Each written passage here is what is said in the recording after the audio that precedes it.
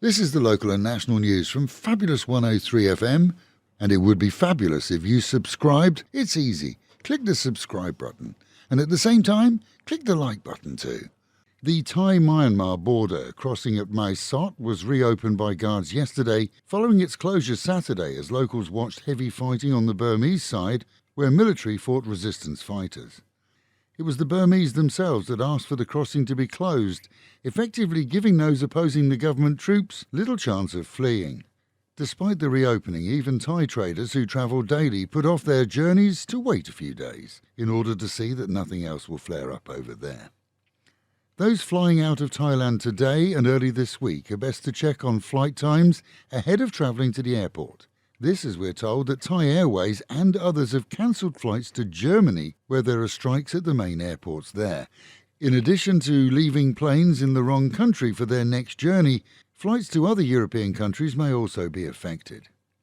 The fourth senior immigration officer sought in the investigation into extortion from a Chinaman in the capital handed himself in at the weekend. A translator abducted alongside the foreigner has filed complaints that the two had been held for ransom by what now appears to have been a gang of high-ranking officers, all now in custody. To add to his woes, the new arrestee's girlfriend, who gave him somewhere to hide while on the run, has been charged with harbouring a criminal. A few years ago, prior to the COVID era, Thailand's Hotel Act amendments were accelerated to block unlicensed guest houses operating, together with the use of private homes and condos for AirBNB. Now, it seems, after guest house businesses were slayed in many cases, AirBNB itself has seen a massive revival. They report that Bangkok is the current global favourite for online searching, with Phuket, Pattaya, Chiang Mai and other regions coming close. And it's Chinese families making up many of those who are looking to rent short time. In Prachinburi, after a report that dozens of school children were ill following the theft of a radioactive isotope container from a local power plant, checks have shown that all have just a common cold and nothing serious. This according to health officials. Good news too is that blood and urine samples taken from 70 key staff at the plant itself have all come back negative. Northern provinces from Kampang Phet to Chiang Rai saw heavy smog at the weekend as temperatures rose to a heady 40 degrees and over, with the fact that many locals can't simply wallow in their non-cooled homes and so will sit outside despite the haze. Concern has been raised, especially for the elderly and those with breathing difficulties.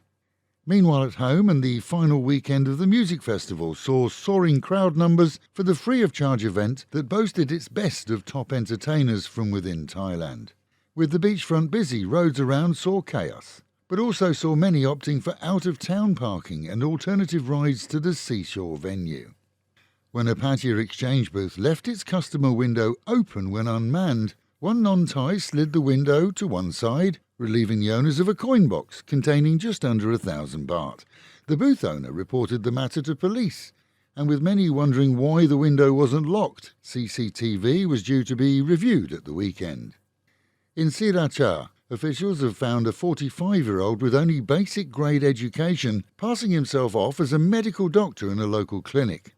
It turns out that his wife owns the clinic, and he claims the cost of hiring a qualified GP was prohibitive.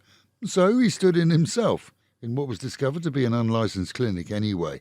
He wasn't alone in the cells, following a provincial check, as in Sansuk, a 35-year-old woman posing as a doctor was doling out meds and even facial injections to remove wrinkles. And in Ban Sen, another woman was caught doing the same. Both of those admitted to no formal qualifications, but upwards of 2 months self-teaching. Pattaya's tourist police are on the prowl for non-Thais working as guides here, following a national clampdown resulting from complaints from the Thai Guide Association that they're losing jobs to illegal foreigners. Reports from the National Police Centre indicate that thousands of non-Thais have been nabbed for working as guides, a protected occupation exclusive to Thais only. Here in Pattaya, numerous Thais have studied and practiced the Chinese language to a level that will allow them to effectively guide groups without misunderstanding. And for those who slip in to take their jobs, well, they're likely to be reported quickly. Despite the lack of rain, so no flooding obviously, locals are reporting that filthy effluent is flowing into the ocean on the Naklua shoreline. Complaints have been made to City Hall, and it's likely it will be investigated today, as Naklua Beach is a favourite with holidaymakers. And with the music festival ending, locals can prepare for another festival next weekend, and then, of course, a full-on Songkran in the region in just under 3 weeks' time. Prepare to get wet for sure, and as in the past, many convenience stores will see a rush on the cheap Pacamac cloaks used by bikers in the rain and condoms, popular as phone covers to save them from water damage. And with the Met Office promising highs today of 34 dropping down to 27, but with a real feel of much hotter, we may see a little respite today from breezes that are predicted for the region, and the smog count for our region this morning at 6 o'clock at just 60. Local and national news today from Fabulous 103 FM and Fabulous Pattaya Media Group. And to get a notification every time we release another bulletin or programme, like and subscribe to our channel, Fabulous Pattaya Media Group, by using the link below.